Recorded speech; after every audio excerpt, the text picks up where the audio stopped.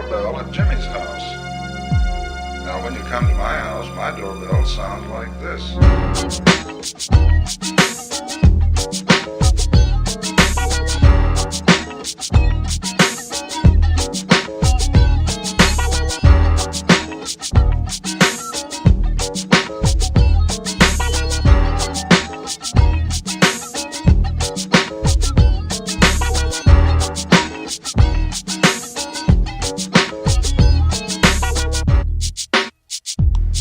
Hey, welcome to the People's Weekly.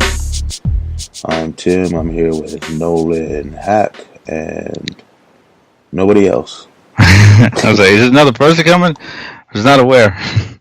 Yeah, Canadian Glenn is gone today. He'll be back eventually. Oh, he's on sabbatical. No. Yeah, he's on a sabbatical. He'll be back in a year or 6 months or whatever it is. So yeah. Anything going on, Nolan, we need to talk about before we get into things? We got a pretty full slate in terms of the meat of what we are discussing. So. Oh man, I gave you a chance to do a tangent and you didn't do it, so you passed the test.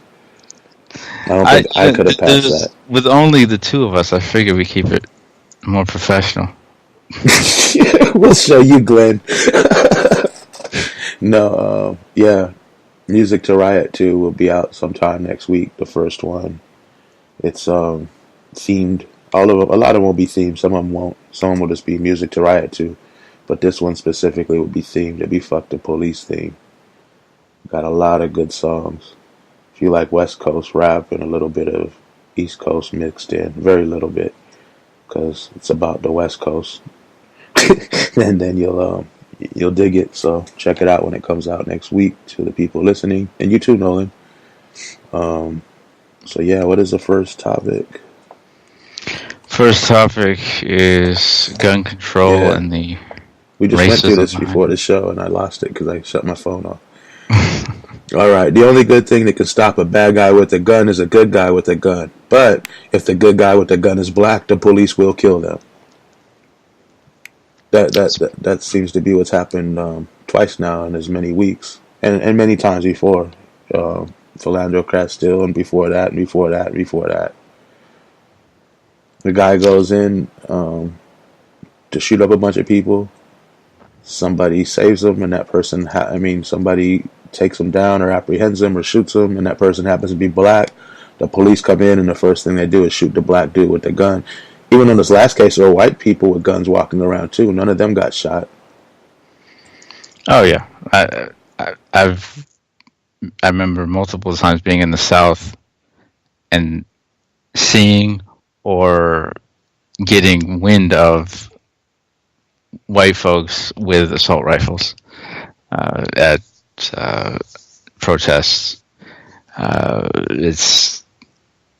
It's scary if you think about it, because law enforcement, white folks in general, they're trained to harm us, and that's a scary reality to think about. But the way that the media is set up, the way that the school systems are set up in terms of education, the way that the society is set up in general,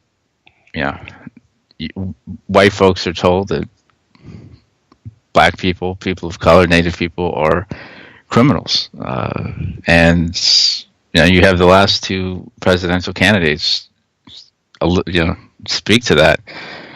One of them calls black men emotionally illiterate super predators, and the other is saying that the people coming from Mexico are not the best people. They're rapists and murderers. When in actuality, if you just think about this for 5 seconds, the most dangerous folks are white men, yet the white men are the ones controlling the microphone. So. Yeah, I think it was the last two presidential candidates, as well as probably at least the last 6 presidents. Those are the only ones in my Obama life, said it. Yeah, he said black folks in Baltimore are thugs. He called black kids in Chicago gun-toting criminals. So yeah. Yeah. Here's the thing too. Oh, Nix is in the chat here, so we got to put some emojis in the chat. I'll get on that in a real quick second. But here's the thing we got to do too. Oh, there are no emojis in the chat. Damn it, Spreaker changed. I don't know. I see what she's talking about. Anyway, tangent. But the thing is, like, you have a white dude that goes and shoots up a school, or a white dude that goes and shoots up a church full of black people, or whatever. Unless they kill themselves, they're going to be taken into custody, pretty much unharmed, and in some cases, bought dinner by the police that arrested them. So, and then they walk in and some black dude has the shooter apprehended, and the police come in and blow him away because how dare this black dude have a white dude on the ground? That can't be right. That's not how America works in their mind. It's the truth. I will never speak that man's name again, but the killer of the Charleston Nine was given Burger King after he violently murdered 9 black people in a church. I've been down to Charleston. I've met some of the victims' families. It's it's just heart-wrenching to see the lack of humanity given to us by the state. A white person, a white man can absolutely slaughter us, and he's given more respect than innocent people of color. It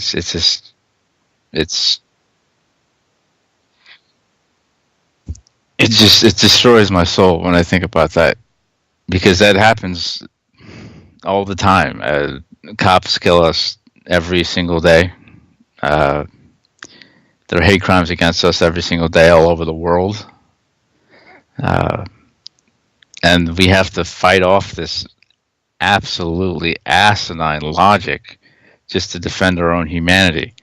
We're going to talk about the border situation later, but you have white folks saying that this land was conquered. And actually in the state of Washington, there are posters going around that say this land was conquered. The exact verbiage is conquered, not stolen. Now, if you use the same logic, Hitler didn't steal any land in Europe. He just conquered it. I think a lot of those people would agree with that too, because it's a small little, it's a small little slope. Not even really a slope. It's even ground between the average racist and a Nazi. One just isn't as blatant and loud about it. The other one is like genocide for all but us. Yeah, I don't see any real difference.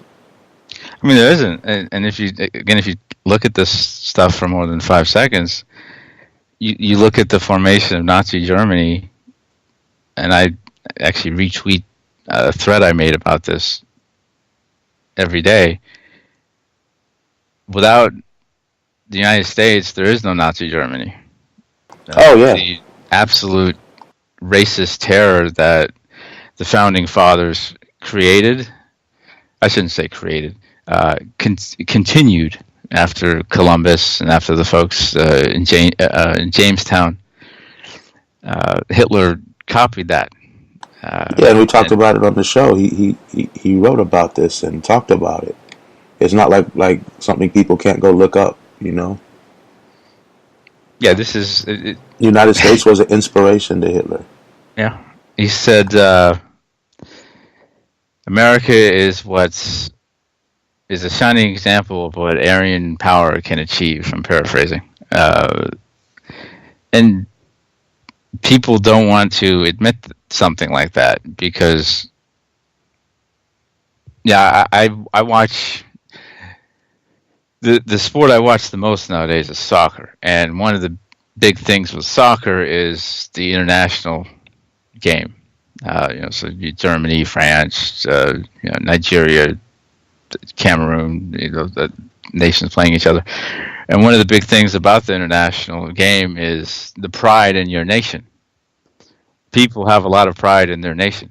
I even see black folks, native folks, say, I'm proud to be an American. I am an American. When in actuality, we're not Americans. We're not treated as Americans. The Constitution stated that we're 3/5 of a human being. If you read the Declaration of Independence, it says, and I quote, "merciless Indian savages." But I digress. So to actually admit that your nation, one, created Nazi Germany, helped Nazi Germany, funded Nazi Germany, really didn't care at all about the Jewish people in the camps, let alone the other folks in there, the LGBT community, the black folks, Palestinians, Romanians, etc. That's hard to admit. Now, I'm not excusing anybody for being quiet about it or having one of those illogical conversations where you're defending America and you're defending white supremacy, or your Democratic Party, your Republican Party, your Whig Party. I don't care. But that's where a major disconnect lies between Black America, Native America, and white America. Because those of us in Black America, Native America, even the Arab America, etc., who understand what's going on, are speaking to a random white person here, and the white person's like, "What do you mean? What do you mean? I mean, this is the land of the free, the land of opportunity, liberty and justice for all."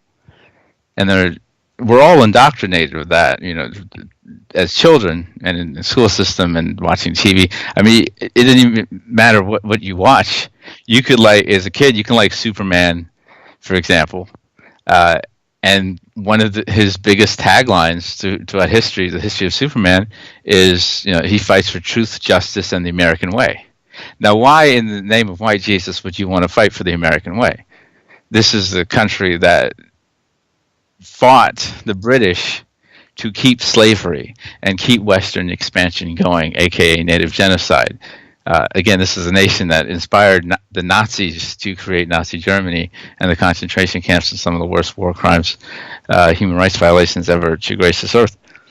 But that's where a major disconnect lies. So that's why we have these nonsensical conversations with white folks, and sadly, some of our own. Especially when you add in the political factor.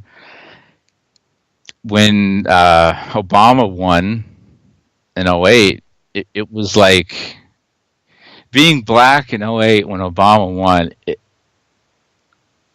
It was like we were liberated. At least that's what a lot of us felt. That was an aura in the air. It's like, oh my gosh, we're free.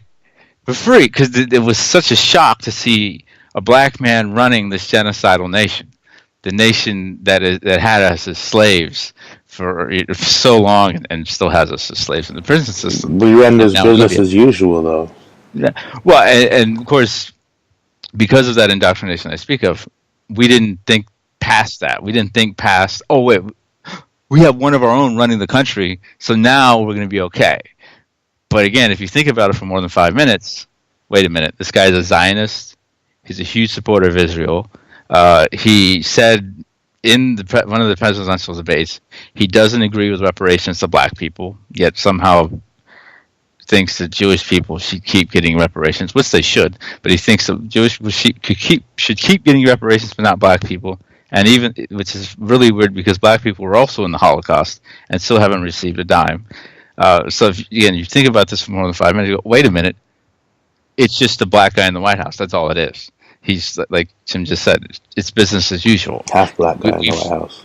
You're giving him double credit. If I could, I'd love to trade him to the white delegation for a draft pick or something. Get rid of him. Y'all can take Eric Holder, Oprah as well. Condoleezza Rice, Colin Powell. Let's just keep going. Hey, do you want a pro tip real quick on trolls on the internet? Racist ones? Yeah, when they start saying all that stuff about it, it's our land. We took it fair and square. We conquered it. Just be like, cool. I'm gonna come to your house, kill your family, and it'll be my house. And then they'll be like, what? And you'll be like, well, I conquered it. It's mine now. Is that cool? And then they block you like immediately because that logic they can't. It just doesn't compute with them. My late father said something just like that. It was very profound. Speaking on what it's like to be, well, from his perspective as a black person, speaking on the reality of Native people in this country, it's like owning a house, and then folks come in to rob it, and then they send you to the garage, and that's where you have to live. Your entire family has to live in the garage, and you know that's the end of it, and you just have to be okay with that. And well, they gotta kill like 80% of your family too. Yeah, that as well. I mean, that's the crux of it for me when people talk about, well, I mean, this nation isn't all bad, or I mean, the politicians aren't all bad. The Constitution and the Declaration of Independence, the Bill of Rights, these are great documents, all this stuff. That line is just too far for me. I can't support any nation that is just hell bent on hurting people, let alone my own. It's one thing, like, I look at somewhere like Yemen, I look at somewhere like New Zealand or something, where other people of color are being subjugated and oppressed. But it's another thing when it's my own, so I really can't be okay with it.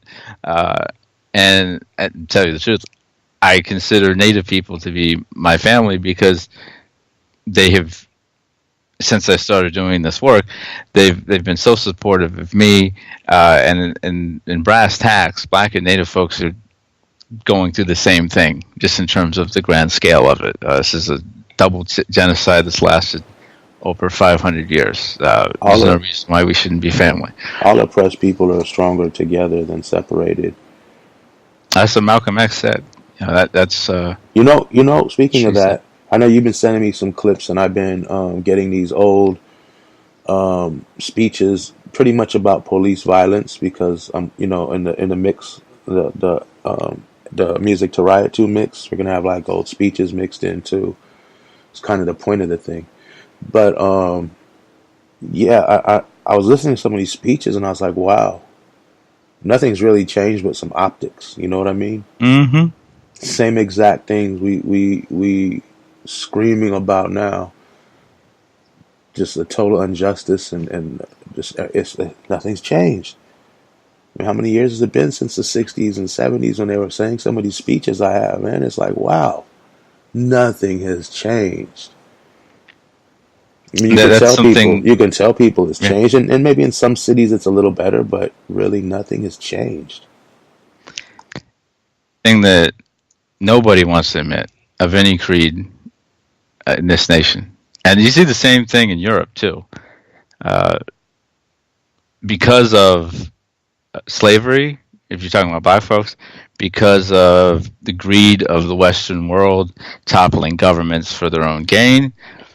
You see, for hundreds of years, you've had immigrants come in, or just slaves that were already there, living in Europe. And, white Europeans are like, oh, we don't like this. This is our land. Get out of here. Now, it's one thing where you have your own living space, your own land, and, you want it a certain way, you only want your people. That's one thing. But when you're the one causing these other people to be there, you need to be quiet. And we look at America. We don't want to admit that things haven't really changed, because if you admit that,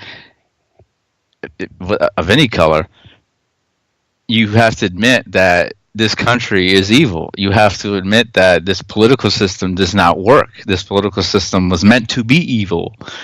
This economic system was certainly meant to be evil.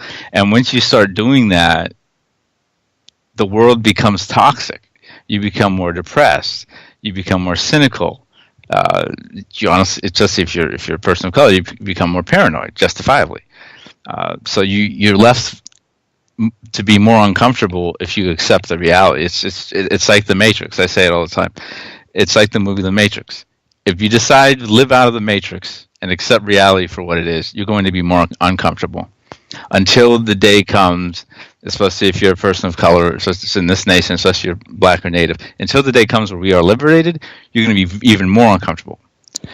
Because if you stay in the Matrix, if you wear the rose-colored glasses, then things become more tolerable. You can watch shows like The Simpsons or Family Guy, despite their blatant racism, and you can watch something like Captain America.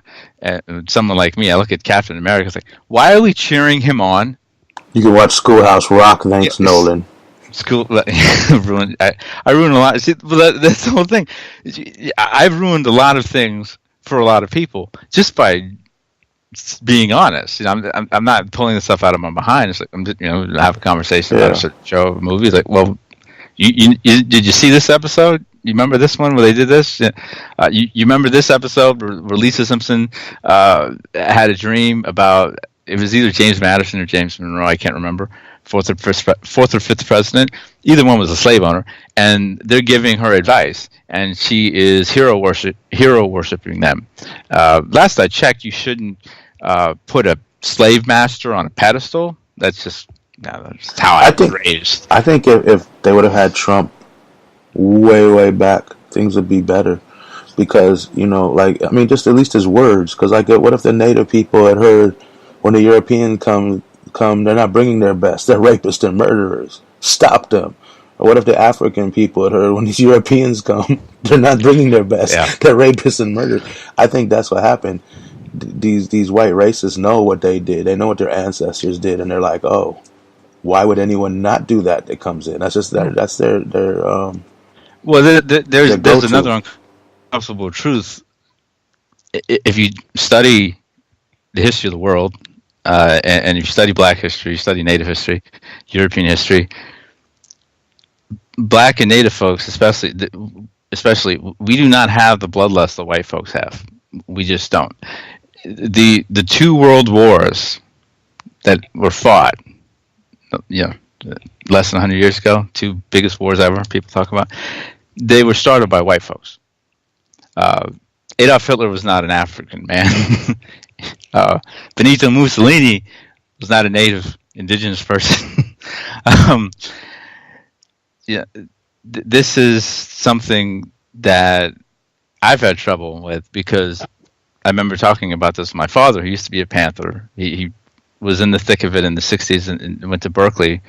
And I'd asked him a lot, like, what do we do to white folks to deserve this? And why haven't we done similar things in retaliation, which should be understandable? I'm amazed by the humility and patience of indigenous people. I'll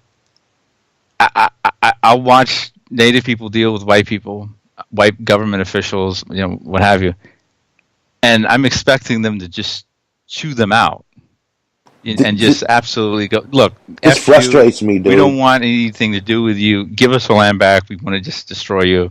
That they don't. It's like, look, we just want our land back, and we want to move on. We don't want any retaliation. We just want to move on. We just want to move on. And look at the way the world has developed. When we had empires and kingdoms and high society all over Africa, or you look at very successful societies all over the native world in North and South America. We weren't out trying to build mega weapons. In fact, the Mali Empire had a chance to get a hold of gunpowder and start using guns as weapons, and we went, no thanks, we're good. But why do we need that? Who wants to hurt somebody that bad? That seems very violent. We don't want anything to do with that. Nuclear bombs. I mean, who created the nuclear bombs? You have Einstein, the Manhattan Project. These are white folks. It's a sad reality. But it is what it is. So we haven't one, gone over to Russia or France or what have you, and enslave and murder hundreds of millions of people, steal their land, all this stuff before we were subjugated, or even now in retaliation. We're just trying to survive. I mean, you look at Africa, Nigeria, for example. The unemployment rate is through the roof. You have people just trying to find a job with credentials. They can't do it. And Nigerian Americans are the most educated people in the United States. So it's not like, well, black people are stupid, Africans are stupid. Yeah, we just get our economic systems all over Africa just destroyed because of continued colonialism. Sad reality, uncomfortable truths. But unless we deal with them and talk about them, they're never going to stop. You know what? We should probably just, because we went on a mini tangent off of the good guy with the gun thing, but it kind of leads into number 3. So let's just go to the Border Patrol gassing families on the border and attacking people and shutting down the border and all that real quick. Then we can go up to the Paedophile Epstein thing last if you want. Oh, that sounds good. Because we're already kind of there, you know what I mean? We're talking about the same thing. All right. But yeah, everyone knows what's been going on in the border. People have been trying to cross, coming from Honduras, Guatemala, other places in Central America in the caravan. And they got to the Tijuana border, and it seems like all hell broke loose. Really, it's just people trying to get over, get past an imaginary line. That's really what's happening with fences and stuff. What if all these, 6 or 8,000? Let's be generous and say it's 10,000 people. And we said this before the last few shows since this has been going on. If they all came in here, you know what would happen? Nothing. They wouldn't take anyone's jobs. There's far too many people. That 11,000 people isn't going to be able to take every American's job. It's not even going to take anything. It's so ridiculous, man. They have it like they're calling it an infiltration, infestation. There's criminals among them.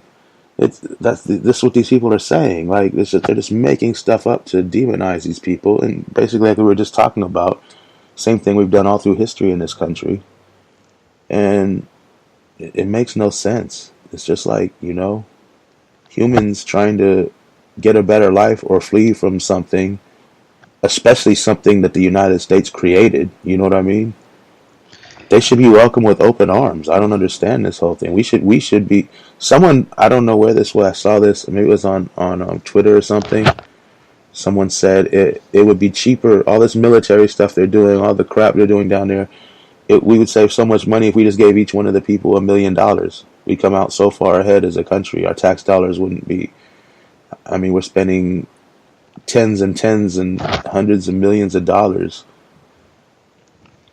It's ridiculous. And the amount of tax dollars that are created by immigrants are so high. They're in the billions. If you deported, the sake of argument, if you did what Hillary or Trump wants to do and deported every single illegal, quote unquote, illegal immigrant from this country, you'd lose billions of dollars in taxes and just income for this country. So even from that standpoint, you look at it like, what are you doing to yourself? Like forget the aspect of humanity and treating other people with respect, and obviously the racism behind it. Like, wait a minute, you're screwing your own economy, But like so many other things, especially with Trump. Doesn't it puzzle you? Or let a guy bone saw a journalist to death, and that's fine because it's money. But when it comes to these people, it's like not worth it to let them just come across the border. Well, It seems so odd what these people support and don't support. and even within that, the whole Kasaji thing, you look at that. There are 20 plus million people who are in need of humanitarian aid in Yemen right now. They've reported that 85,000 children have died because of the Saudi coalition's genocide of Yemeni people, and yet everyone's worried about this Jamal Khashoggi guy who was tortured. He was, but who was murdered. But he was also helping the Saudis. He worked for the Saudi government. He worked for one of the princes. He helped the United States government. Would spin information to make the Saudis look good, and yet the only reason the Western media cares about Saudi Arabia now is because of this one guy who literally worked for the House of Saud. So there's that backwards logic again. The border people are talking about how it's you leave our land. This is our land. This is America. It's like, what land? You really want to have this discussion? Are you kidding me? Like that dude who, the Christian missionary who went over and tried to whatever you tried to do and push That was Christianity. just humorous to me. Like, I'm sorry, whatever. Yeah, but he deserved all that. Like, that's what he chose. But you have a lot of white folks and Christians go, oh man, no, that's over the top, man. That's too much. That shouldn't have happened. You know, they should have talked it out. Wait smart. a minute. They smart. They're smart, but it's like, you really want to have this discussion? Are you serious right now? How did this country get formed? How did America get formed? But there's that backwards logic again. So it's just great. It's crazy. It's asinine. It's bonkers, and it shows this presidency for what it is in spades. All the U.S. presidents have been horrible, but this one is just bonkers. Absolutely bonkers. I think he's like the perfect face for this country. He's proud of all the terrible things in the past, and he wants to make it as bad as it's ever been and call it great. Like he's the perfect face for what this country actually looks like. People like to think it looks like Obama. I mean, like as far as a decent looking human being, not a disgusting president that's done horrible things. Eclectic, all that. Yeah. But it looks like Trump. This country has always looked like Trump and people like Trump. Disgusting, racist, weird looking white monsters. He's like the perfect front man for this band. You know what I mean? He really is. I mean, I've said that before myself. Like, Trump is America. Donald Trump is America. Pro-white, pro-white, cis male, anti-everything else. And he's hired people who, on the surface, echo those thoughts. Because again, all the presidential cabinets, all the presidents, anti-black, native, gay, etc. But the people he has hired don't hide it. They really do not hide it. Nikki Haley, who's gone now, but Nikki Haley, who he hired, was the governor of South Carolina and was for the Confederate flag being up in South Carolina. Obviously, that was one of the things that inspired that bastard who killed those 9 black folks. But this is what we see. This is what we get. This is the United States.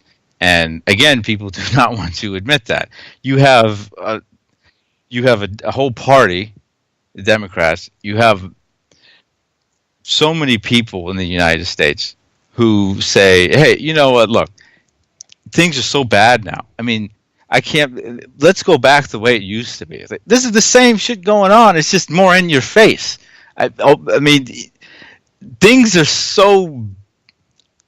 I would say in brass tacks, at least, things are so normal that you have outlets like the National Review, Breitbart, coming out and admitting that Obama gassed people and kids at the border, just like Trump has done the last number of days. That's how normal this bigoted society of the United States is. If smart rags like that will admit that the black president did all these horrible things to people of color, to Native people, to quote unquote illegal immigrants, that tells you all you need to know about how normal this stuff is. Yes. I always say we've had 53 and a half white presidents. 40, what am I thinking? Oh my God. 42 and a half, yeah, technically. 42 and a half. Because it was Grover Cleveland who had 2 non-consecutive terms. So he was president twice. Yeah, I'm trying to read something and keep Olive quiet at the same time. I can't. Math isn't working right now. Yeah, it's totally insane. I don't, me, I don't understand borders or anything. It just makes no sense. Like, why do we have to have these kingdoms with these moats and walls and everything around them to keep people here? And it's our world, we the people. And these are also things that are in so many instances white inventions. You talk about the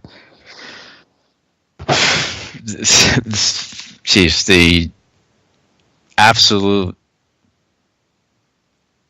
eradication of the I should say the attempted eradication of one race in Native folks, the continuing to draw borders all over the world to lock people out.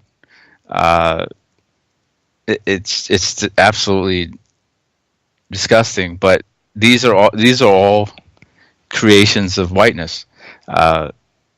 You look at Native people here in South America. So many of them were nomadic. They had nomadic nations moving along. If there were borders, if there were borders back then, a checkpoint. Let me see your papers. These are things that didn't exist here before. The police. There were no police here. There were no police here.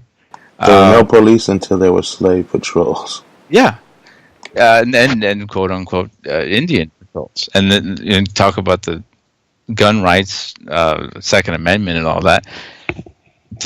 That amendment was made to keep slavery and Native genocide going. That amendment was to make sure black and Native folks couldn't get their hands on guns, and then to strengthen the white man's quote unquote rights to guns.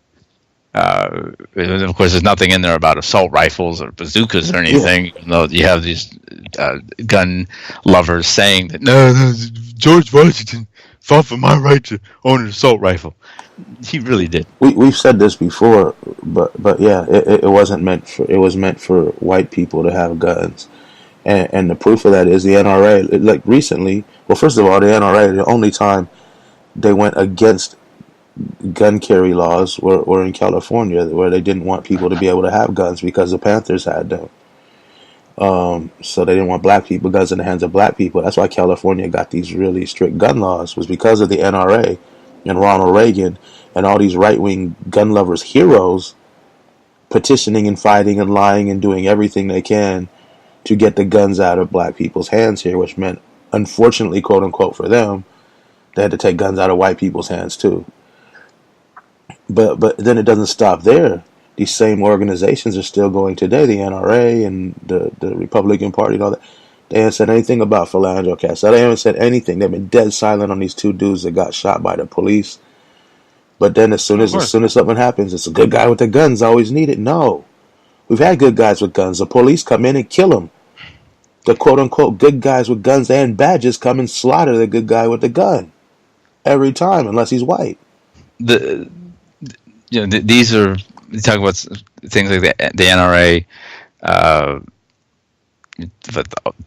Oath Keepers, the Proud Boys, all these organizations that help, federal organizations, the FBI, etc. These are white supremacist organizations. They're also gangs. Just to be clear. Yes, they have no intention of helping people of color, because their intention is to hurt people of color.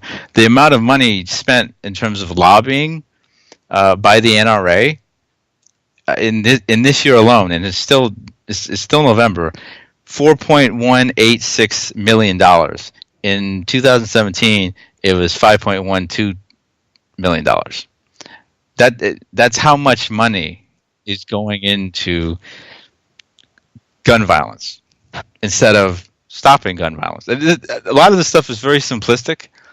If this country, look at Australia, they stopped mass shootings in 5 minutes. If they wanted to stop gun violence, they could do it. Very simplistic. Just, okay, it's illegal. You cannot own an assault rifle. You have to have a background check to own a gun.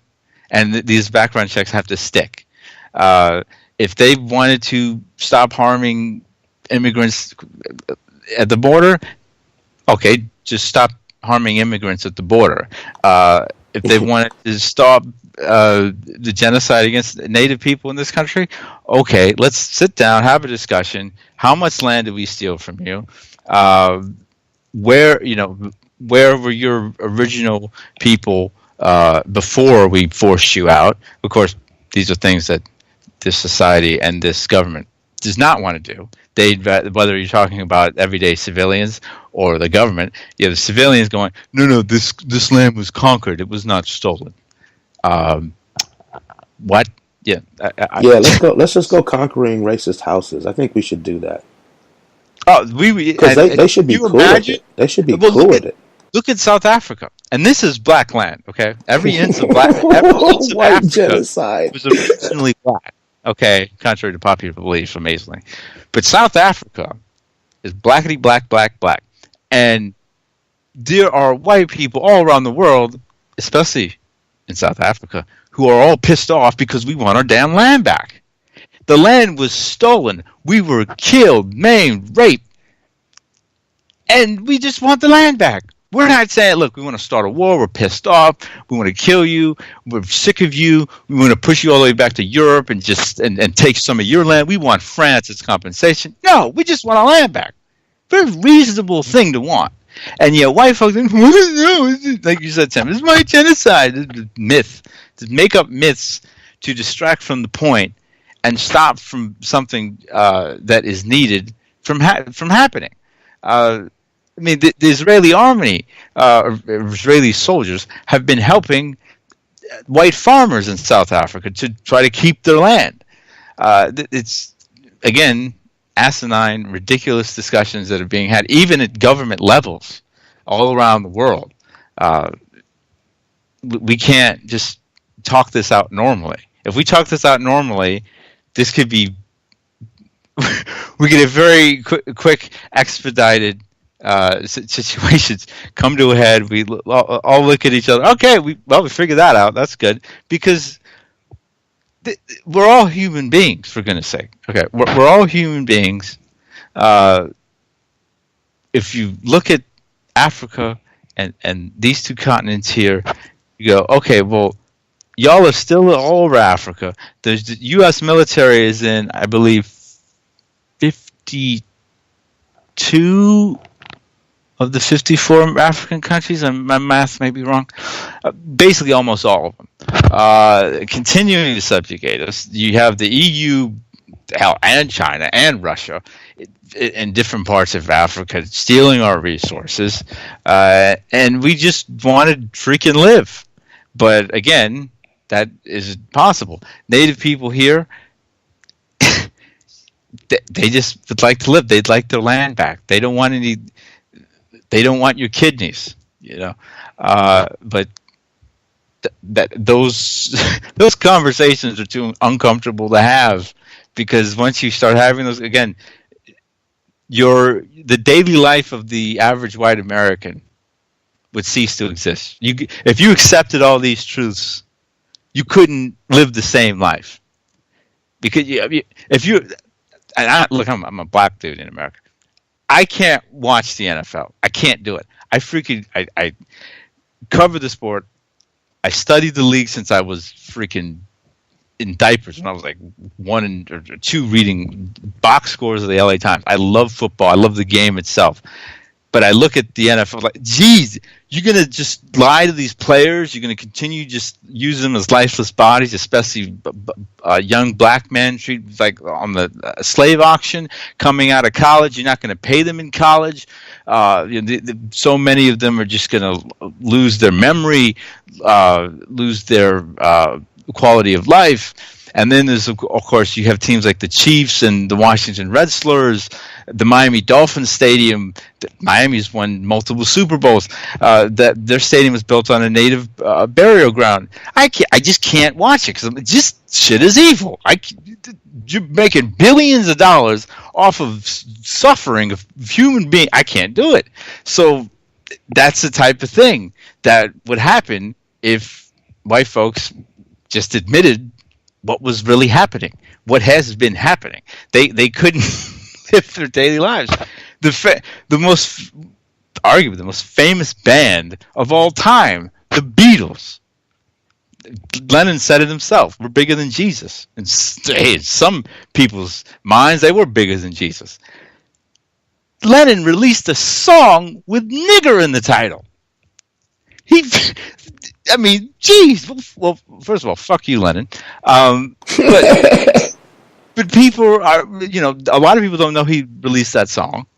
And then the people who do, I've even had discussions with black folks defending Lennon for that song. So this is how twisted people's brains are. And this is how difficult it would be to, go leave your house in the morning, go get your Starbucks, keep watching your MSNBC or your Fox, whichever side of the aisle that you lean, go to work, clock in, clock out, come home to your family, take the kids to see Wonder Woman 2, even though that is Zionist propaganda. But, so that's how difficult it would be. It's like it's living in the Matrix. You're living, looking at mirages all over the place. But if we are ever to get out of this, that's what has to happen. We have to have honest discussions.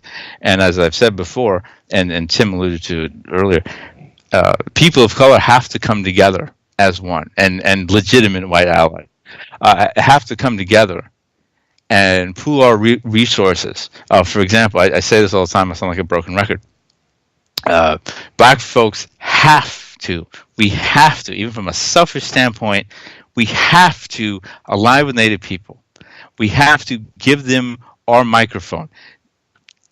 Even though we don't have any privilege, but even though we are ridiculously subjugated, oppressed, and hurt day after day, people still listen to us when we talk. We were able to get a president of the United States, two attorney generals under that president. LeBron James is one of the most popular athletes and people in the world. So we have a little cachet as far as the media goes. Native people don't have any, okay? Which is one reason why 40% of the American population believes that Native people are extinct. There are, if you include non-identifying Native people, aka non-white Latinos who are Native, you're talking about 30 million people in this country alone. It's not counting Latin America and South America. There's a lot of Native people still left, okay? But this is why people just don't care about Native people. They think they're all dead, the land was conquered, etc., etc. They all died of the cold and the flu. We need to align with Native people, help them, because a lot of times, they help us. And whether you're talking about Palestinians or you're talking about the LGBT community, whether you're talking about women of color, you name it, oppressed people of color, we need to get on the same page. We need to pool our numbers to the point where powerful, our alliance is too powerful, the truth can no longer be suppressed. We're the ones in control of what is being said. Instead of MSNBC, CNN, Fox, the fact that Fox exists is ridiculous. Did they have to put a disclaimer for the broadcast saying that this is entertainment, this is not news, because they lie all the dang time. So we can end those things. We can have the real honest discussions about what has been happening, what's really happening, and you have white folks and everybody else in this country, the most powerful country in the world, whatever you want to call it, go, oh wow, I didn't know this, that, and the other thing was happening. I didn't know these people were being subjugated. I didn't know about this, that, and the other thing. Wow, this country's very evil. And that's a cop out. People know. Everybody knows. Well, some people, I'll speak of my own people. Some people just don't know because the propaganda is that strong. I will not give white people a pass for 5 seconds. I'll give you. I'm with you there. But the propaganda, the indoctrination, the brainwashing, especially in the school system. Okay, one of the biggest textbook makers in the country, they called in the history textbooks, they called black people, slaves that came over from Africa, they called them workers. They said that they were coming to America to look for a better life. So if you're telling these kids, really right out of the womb, and studies show that racism, especially in white kids, is prevalent when they're babies, when they're toddlers, because of the mind gets corrupted that early. I mean, when I was a kid, I'm watching TV, there's white folks all over the place. Yeah, I flip. It's like Thursday night in 1997, sometime 1997. I flip around. There's NBC. There's Seinfeld. So that's in NYC, right? That's New York City, Manhattan. Where are the people of color? Manhattan there's a 30, almost 40% black and Latino, quote unquote Latino. That's a lot of people of color, and that's not including Indian Americans from India, Arab Americans, etc. And yet you watch the show, like, only white people live in New York City? Of course, Friends, same deal. How I Met Your Mother. Well, we don't have any. We rarely have any. People of color in our group. I think Cal Penn, who later worked for Obama, dated one of the women on the show for a little bit. But you look at the Friends group, so nothing but white folks. So you look at the magazines, the models, the skinny white women, skinny white women, skinny white women. You look at the politicians for the most part, white man, white man, white man. By comparison, there are not that many women in Congress, especially women of color.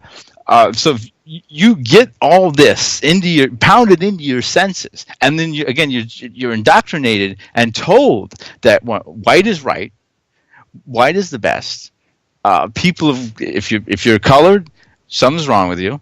You're less than. If you're a woman, something's wrong with you. You're less than. If you're trans, something's wrong with you. You're less than, etc. That is going to F with your mind. And I'm still cleaning out colonial gunk in my own hand. I'm a black dude, okay, and I'm also a disabled black dude. So this double. I was just going to say Trump hates you twice as much. Yeah, the oppressed side of things. But even I have had to and continue to clean out colonial gobbledygook out of my own head. So while there are many people who know better and still continue to support this system, support this country, support the political construct, the economic system, etc., there are a lot of people who just don't know any better. And again, I'm not going to give especially white folks a pass because intent doesn't mean a thing when people are harmed. Okay, so to sum all that up, people of color, uh, oppressed people have to come together and push the needle far enough and have a strong enough of a coalition, not just in this nation but worldwide, to grab the microphone from Rachel Maddow, to grab the microphone from Sean Hannity, and go, look, here's what's really happening. Because you look at the '60s, you look at the end of official slavery in this country, 1865. This is, you could see that happened then, because enough of us combined to go, look, we're done with this. We don't want this to happen anymore. And obviously, it's years later, it's still happening. But we got out of the plantations. We get to use the same bathroom as white folks. To an extent. Obviously, to an extent. But we get to go to the sit wherever we want in the movie theater. I mean, my father told me stories where he had to sit in the balcony with his brother and sister if they wanted to go to the movie. The colored section, the Negro section. So if we push the needle far enough, show people, hey, this is the truth. This is what's happening. No filter. We're not making anything up. Here's our sources. If you're on social media, it's like, where's your sources? Where's your sources? Well, here you go. Things. Yeah, that's when they block you. Yeah. Again, if the microphone's big enough, they can't block us. You can't shut your eyes and put ball all your earwax up and stuff it deeper into your ears. But look at that guy. Just what was it? Yesterday, the day before, gave a speech about Free Palestine. Gets fired by CNN. I mean, well, again, imagine, that's one guy. Imagine. Look how most black people think. I'll just use an example. This is one of the most traumatic moments of my life. I was telling y'all how I've been down to Charleston. It was a 1-year anniversary of the killing of the Charleston 9. I'm in the church. I wanted to go to one of the services. We were doing something that Saturday. I think it was the Friday before then.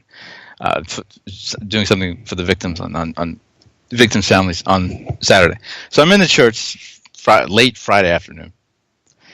And there's people coming up. There is white businessmen, powerful white folks in the community of Charleston and surrounding areas. Black preacher. Again, this is one of the blackest churches in America, the AME Church in Charleston. And I'm thinking, like, in the same rhetoric is being said that was said in the 50s and 60s. Let's all hold hands. Let's all try to move on.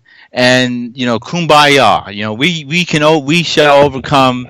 But using that phrase to the point of, let's have amnesia and let's just work it out, sing kumbaya, and move on. And then I'm like, geez, wow, this is like flashbacks, 1957, 1962. Yeah. And I look straight ahead. I look to the left, and at the front of the church on the left side, there are two. I think that they're still there. Two paintings of white Jesus, a person who never existed. You can debate who Jesus was and all that. That's another story. But white Jesus, one of the blackest churches in America, and we're entrusting white Jesus with our afterlife. We're praying to somebody who doesn't exist because, again, we were indoctrinated to believe that white is right, white is powerful, the white man is the most powerful thing on earth, and I wanted to scream. I know I couldn't, so I just started crying. I was losing my mind. It's like, how are we still believing this stuff? Why are we? What are we doing? And look at Congress. Look how many black folks in Congress are Zionists. Kamala Harris, Cory Booker, Barbara Lee. Oh yeah, the president we just had, huge Zionist, gave a fortune to Israel to beat the hell out of Palestinians. Okay, yet this one brother on CNN Lamont Hill goes, wait a minute, no, these are human beings. Palestinians are human beings. That is their land. Stop talking nonsense. And then that's one single guy, he gets fired. Now, if we can combine, again, pool our resources, educate each other in the community on stuff like Palestine, Israel, the Gaza Strip, the whole nine, then that one brother on CNN won't be on a ledge hung out to dry. There'd be a huge bunch of people going, try to fire him. I dare you. Fire him right now. See what happens. But this is one brother on the ledge. Because you look at the rest of CNN, Fan Jones is saying things like, yes, President Trump looked very presidential tonight. Well, no, but I'm saying imagine if somebody got up and said we need to fight the powers that be in our country till everybody's free. They wouldn't last on the air either. Well, they also, again, hung on out on a ledge, out to dry. Most black folks lean liberal to the liberal side of things. And I'm not saying leaning liberal or leaning conservative is right in any way, shape, or form. But I'm just saying, if we are political in any way, we're going to go Democratic. Okay, we're going to go with the party that passed the Clinton crime bill that dropped 2 nuclear weapons on Japan. That's the party we're going to go with.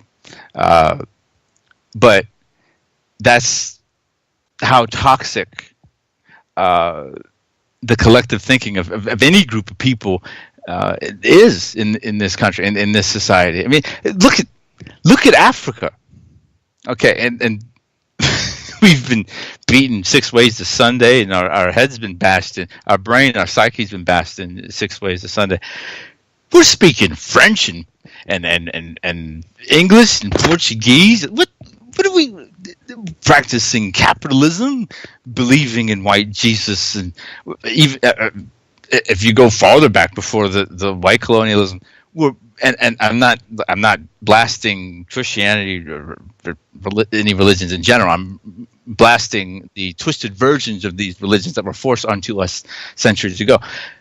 Why are we believing in jihad and violent form of Islam, or believing in Islam in general? Because wait a minute, these things were forced onto us. We're believing things that are not our own. We don't believe in our own values. We don't believe in our own faith. We don't believe in our own morals. And everybody every group of people has a different way of living, right or wrong. But this is how twisted our brains are. And in this country, black, white, green, blue, gay, straight, bi, whatever, that's how most people are, think as far as, should we, actually get rid of this system? I mean, is the Democratic Party really that bad? Or, people coming across the border, I mean, they should be sent back, conservative. Well, that's the purpose of the Democratic Party, we said before. It's to say smile. It's to smile where they're screwing you, doing pretty close to the same things the evil party. Breathe. Don't get that upset. I mean, I've lost count of the Don't look number behind of the curtain. Called an angry black man. You're angry. You're so angry. Like, first of all, of course I'm angry. If I'm not angry, something's wrong with me. All the shit that happened. But second of all, it's like, what's wrong with you? Like, you're not angry enough. Why aren't you upset? The asinine conversations, and Tim said the same to a degree, that I get myself into just being on Twitter, or just within my own family, or just talking to somehow end up in a conversation with a random person on the street. It's just ridiculous. Like, oh, no, look, the Republican Party is so much worse, so we have to support the Democratic Party. What? I made this tweet like a year ago or something, and I retweeted it yesterday.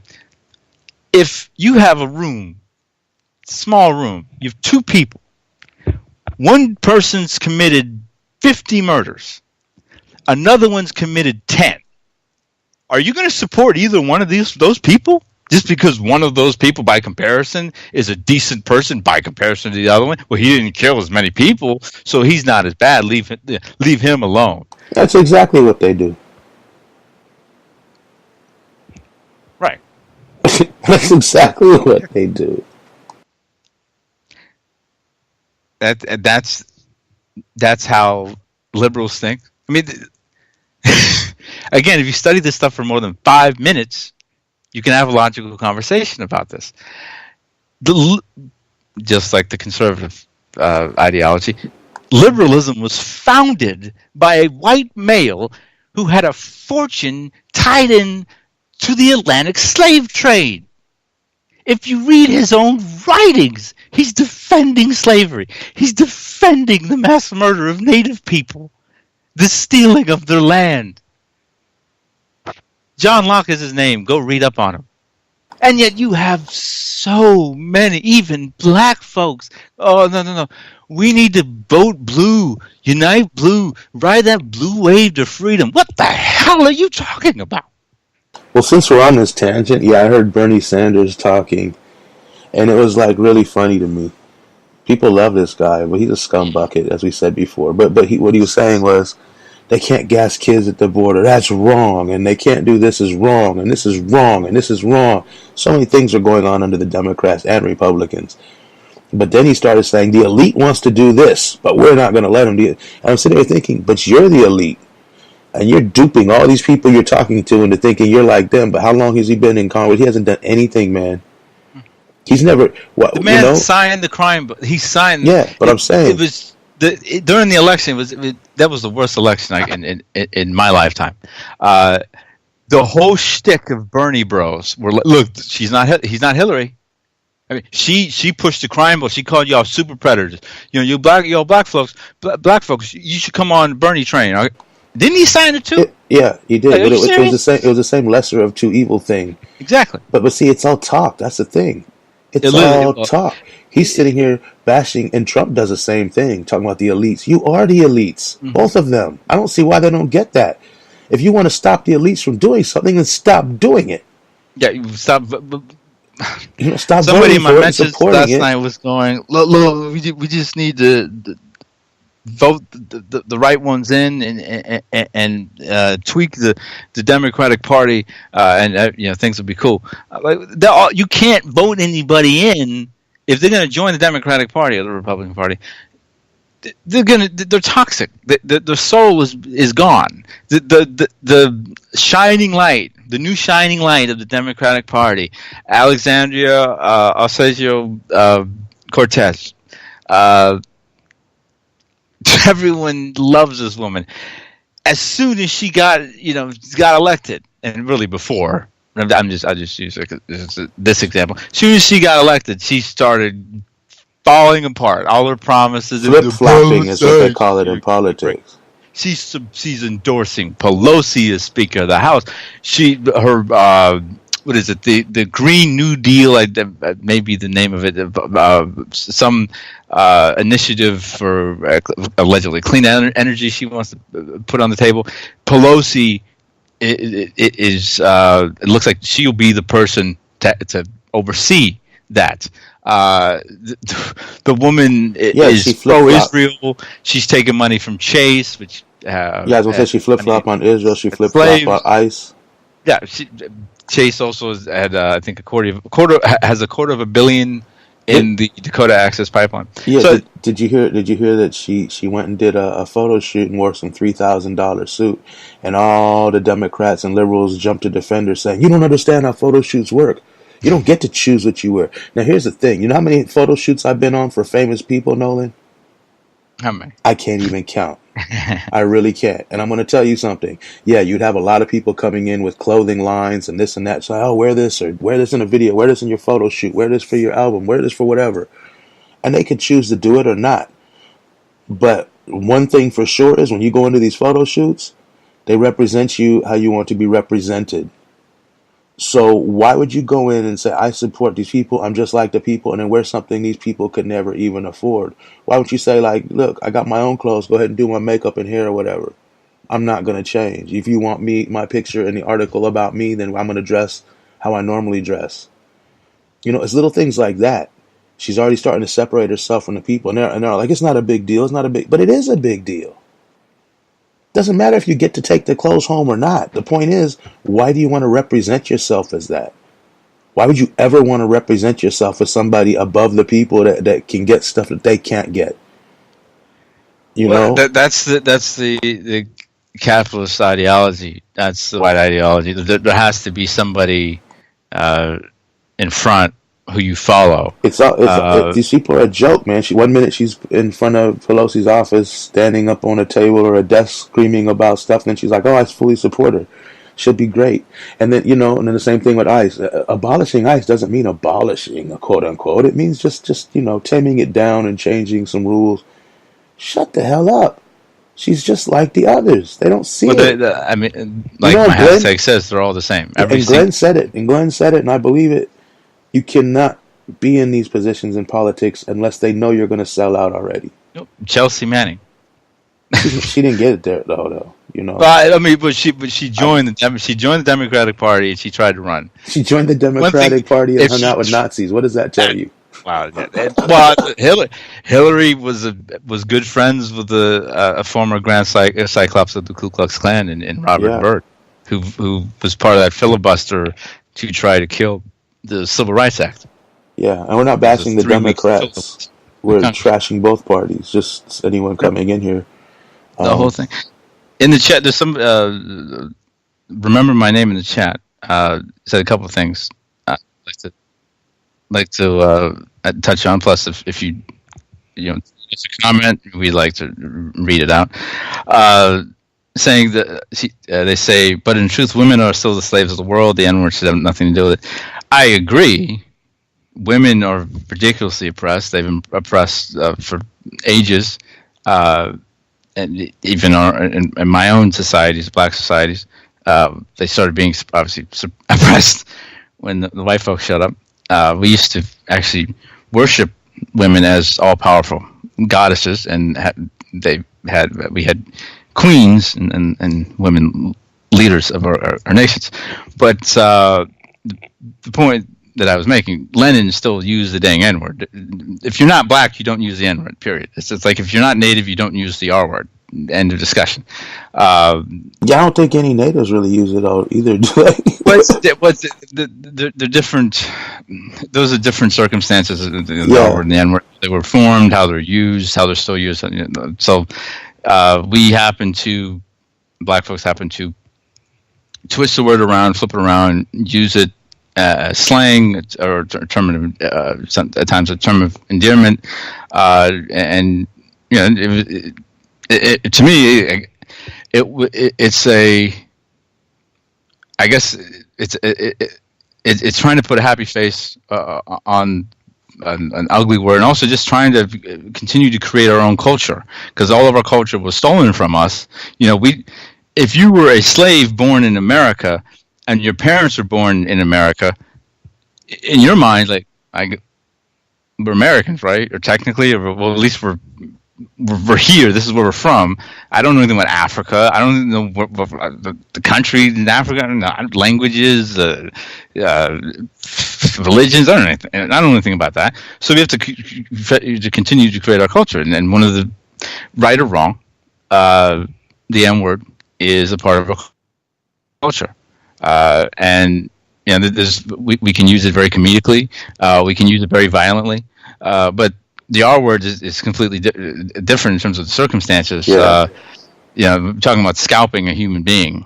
I was just saying, I don't think the difference is I don't think natives use the R word at all toward each other or anything. They don't want to have it used ever. You know who put it in a good way? It was Q-Tip a long time ago on A Tribe Called Quest, a song of the N-word name, I think, or I don't think it was. I don't remember what the song was called. But yeah, he was just saying we're taking something negative and turning it into something positive, taking a term of hate and turning it into a term of endearment. That he was. I don't know if you know the song, but yeah, there's a difference with those two words. But yeah. I Yeah, think I don't know because it's hard to just chin check everyone that use it as much as they shouldn't. Because well, when obviously, like you see these little essays and these little white dudes calling each other that like all the time, like, and it's not like well, it's impossible. It's obviously impossible to not hear it. I mean, when I was growing up, it drove me crazy because like I know that it's only supposed to be used by us. Like that's as far as it should go. But then it got as I got older, I was like, people are just going to use it. It's just within your own friend group, you can check somebody, something like that. If you're dating somebody, whatever, of a different race. But it's just going to continue to be said. But I would say I would say when you hear it with the hard R, it's time to chin check somebody though. Just my opinion. Well, definitely. The problem here's the problem if you're black. When you hear somebody else, a different race, say it, especially if they're white,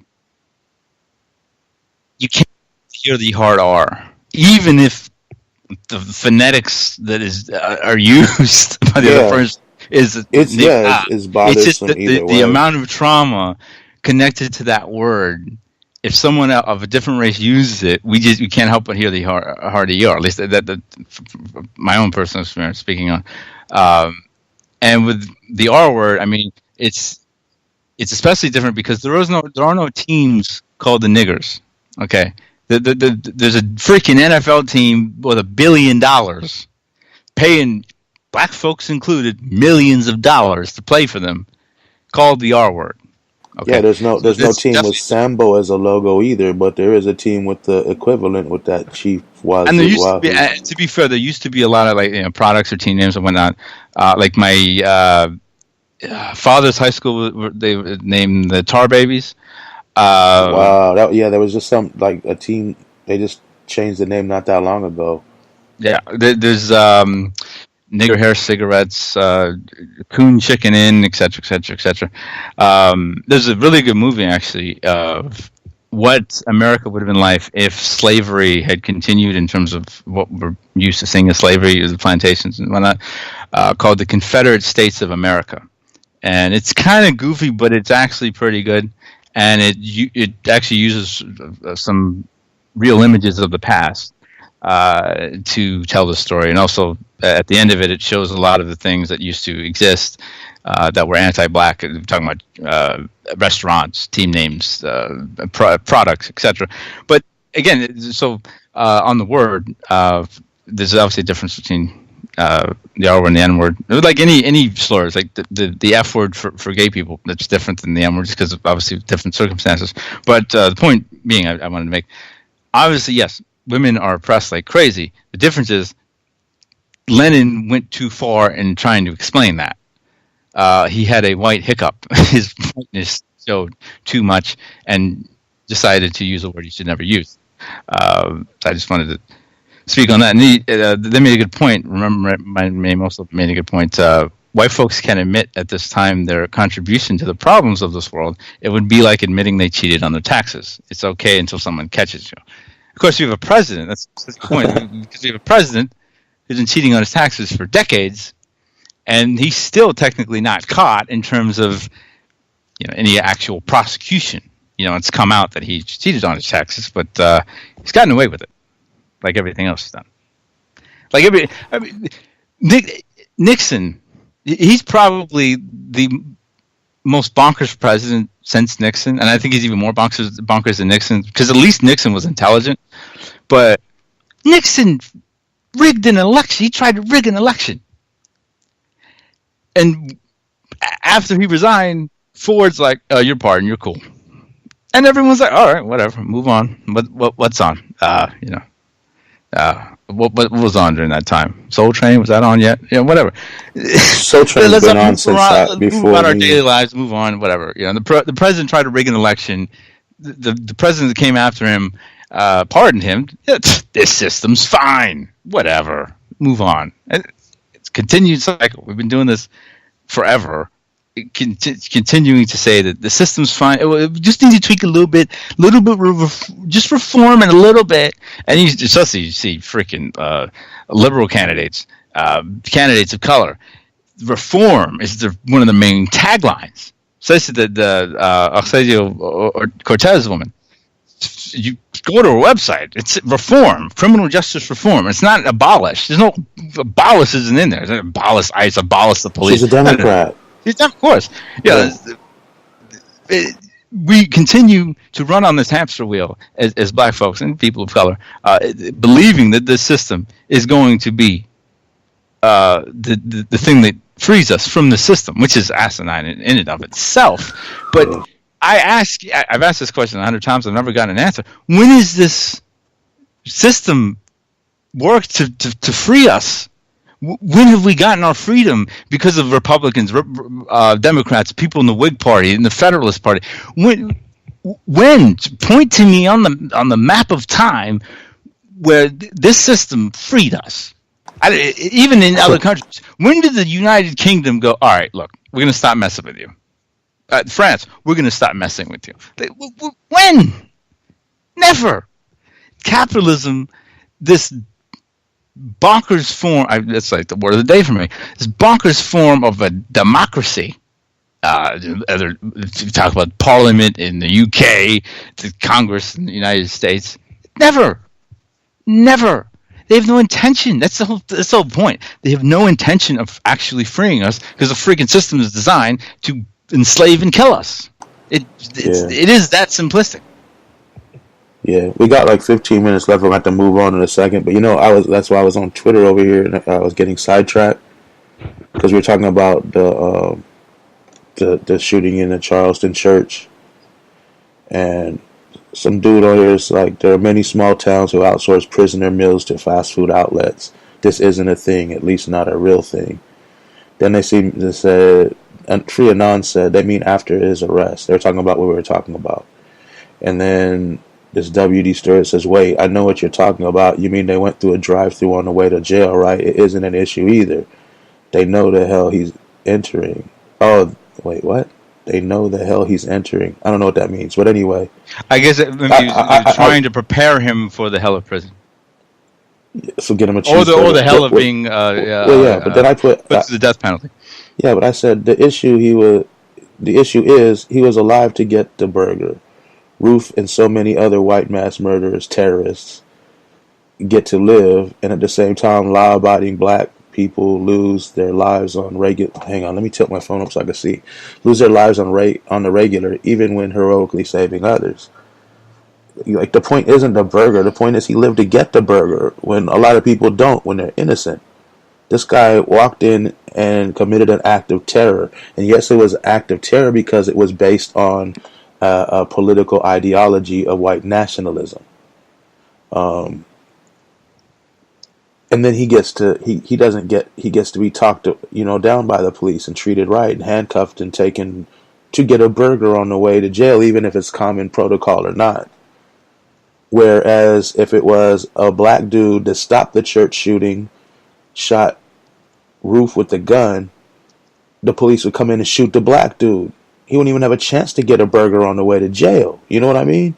That's the issue. Mm-hmm. The burger in itself is not the issue. But it is a slap in the face to anybody who's related to those people. Oh, you went and bought him a burger? So some white dude comes in and slaughters, some racist comes in, terrorist comes in and slaughters us all, and then he gets a burger. And then the police will come in and slaughter us all too, and then they won't get any charges either. How does that feel? You know what I mean? Mm-hmm. That's the issue, not the burger in itself. The fact he was alive to get the burger is the issue. Well, it's like the whole conquered, not stolen thing.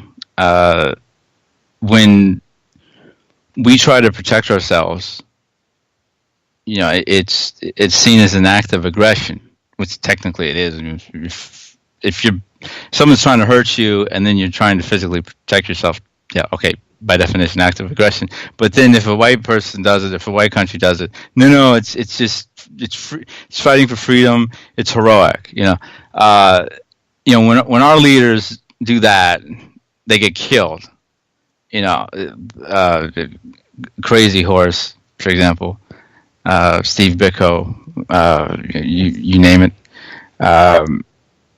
This is something that has been going on for so long, and then if you're making the good point of, hey, well, actually, what if you're just talking about a mass murderer, or a white man who committed an act of terror and killed a bunch of people, and that dude is being taken to Burger King, and yet if a black person, a Native person, a person of color tries to defend themselves from the same white terror, they're seen as the aggressors. We're seen as the aggressors. I mean, look at the Middle East. Yeah, the United States has been messing with the Middle East for a very long time.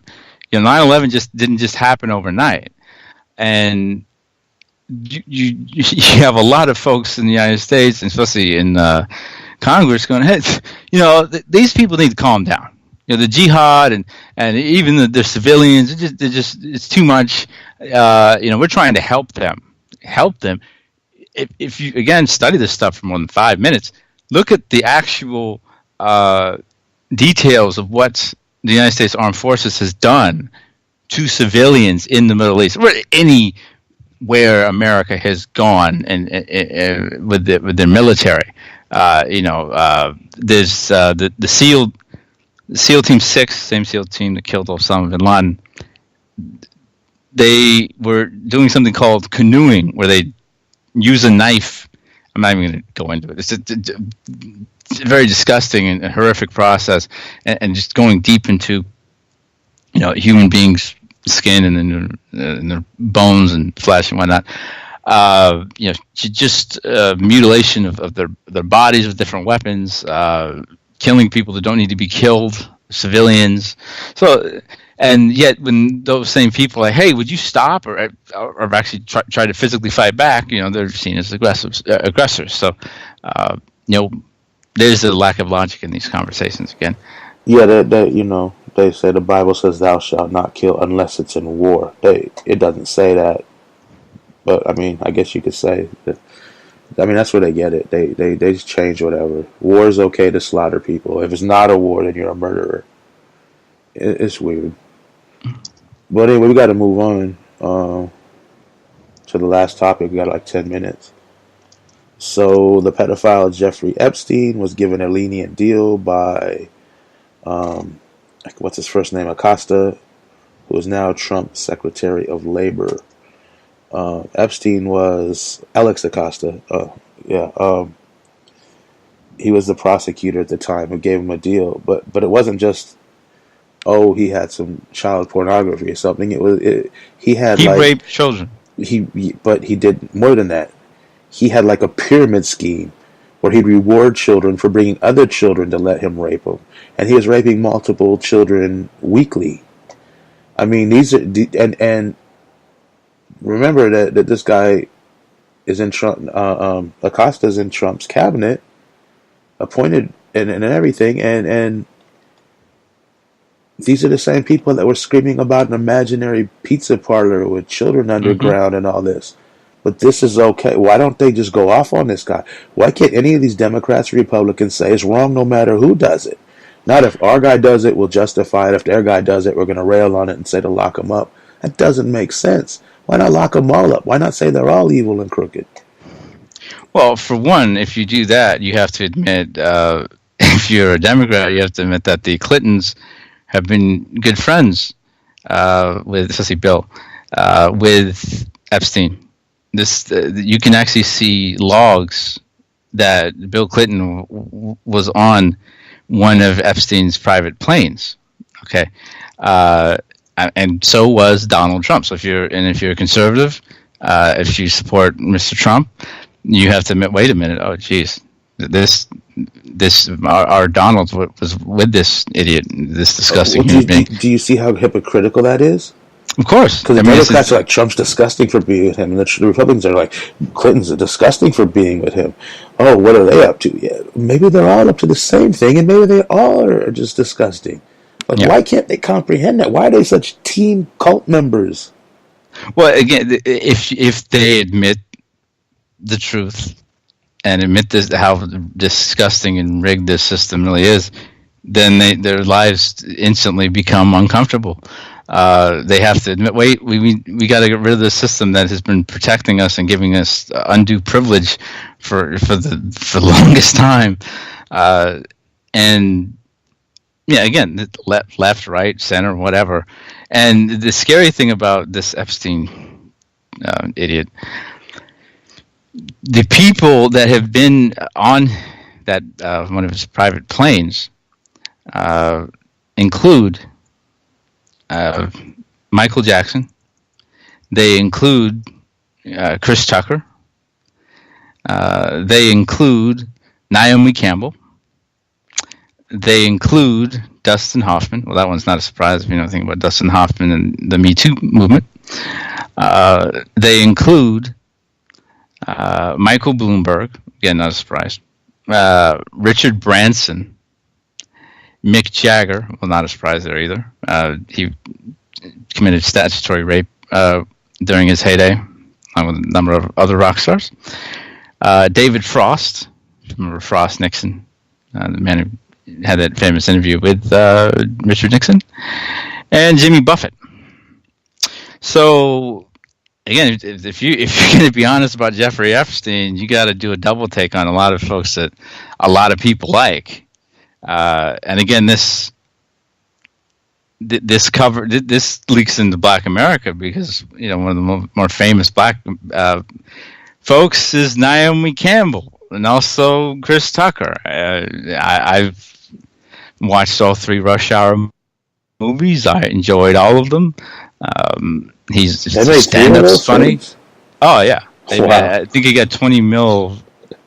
I know he got 20 mil at least for the last one. Maybe got 20 mil for the Rush Hour 2. And Michael Jackson, my goodness gracious. Are you kidding me? King of pop. I mean, Black folks, we love Michael Jackson. And whatever your opinion is about the whole, did you get R. Kelly in there? Pedophilia. Well, amazingly not. But Michael Jackson's music is timeless. It's as good as it gets. Music-wise, you're not going to get much better than that. The chat is saying Kevin Spacey and Alan Dershowitz. Alan Dershowitz, yes, actually, that's true. That's true. That's right. And Dershowitz is a huge liberal. He was a part of O.J. Simpson's team, if I remember correctly, that helped get him off of the double murder charge back in '94. So, this thing alone here, we've been talking about how the system, the government, the country, and other countries in my society affects people, and if we're honest about it, how it changes how people think.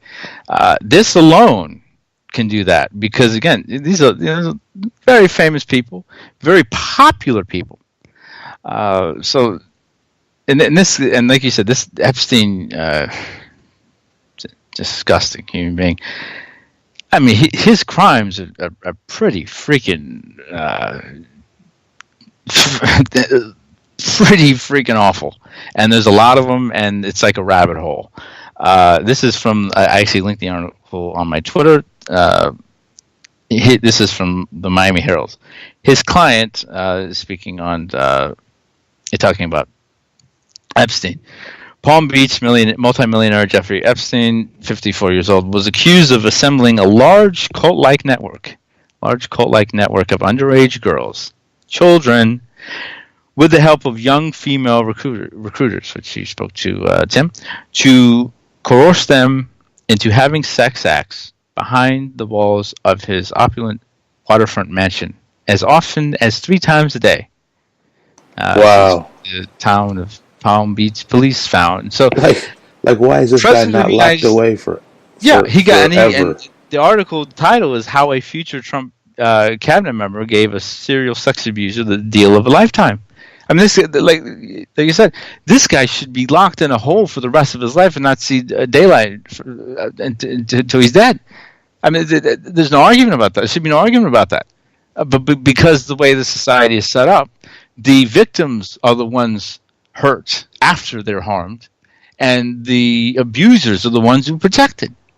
Yeah, I keep seeing the question asked, and we've talks about white terrorism and white men committing these mass shootings and all that. And the question keeps being asked, well, how does this keep happening? How in the world? And I said the same thing last week. You cannot have a country like this. The way the founding fathers are hero worshipped. Their names are named after cities all over the country. The freaking capital of the country, also the District of Columbia, Columbus. So the capital of the country is named after a man who killed more native people than more people than Hitler killed Jewish people in the Holocaust, Columbus, and also a mass murderer and slave owner in George Washington. Look at your freaking money. Who's on your money? Franklin, slave owner, advocate of native genocide. Look at your money. Oh, JFK. He was a supporter of Adolf Hitler and the Nazi Party. Also fascism in Italy. He turned into a Zionist, amazingly enough. He wired, well, his brother, but under his watch, wiretapped Martin Luther King's phone. He made Lyndon Baines, I'm a racist bigot, Johnson, his vice president. And he's on the $50. So Kennedy Airport. Why do you? Of course, you're going to have mass shootings and mass terror. You have a bunch of you're celebrating a bunch of white terrorists, white males who committed horrible atrocities to mankind, and especially Black and Native folks in this country. Of course, you're going to have mass shootings, mass killings, the continued epidemic of missing and murdered Indigenous women and girls, 60,000 Black women and girls missing in the United States alone. Of course, this is going to keep happening. Stop freaking telling us that the worst people to ever live are heroes who have done horrible things to, especially a specific group of people, and oppress people in general. I mean, why do you think Cuba is so demonized? And you can have your own opinion about Castro and his government, but why do you think they're so demonized? Well, for one, the Bay of Pigs. I mean, that was exactly a horrible war crime. And did anybody impeach Kennedy?